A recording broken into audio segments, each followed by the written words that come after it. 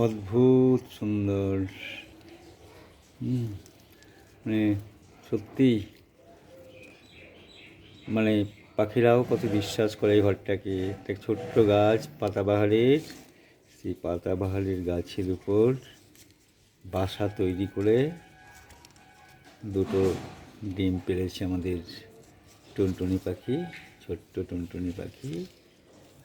খুব সুন্দর লাগছে দেখে, অপূর্ব। বন্ধুরা দেখো, তোমরা খুব সুন্দরভাবে দেখো, কি সুন্দর। ডিমটার রং বাহারের ডিম, একদম বিভিন্ন কালার।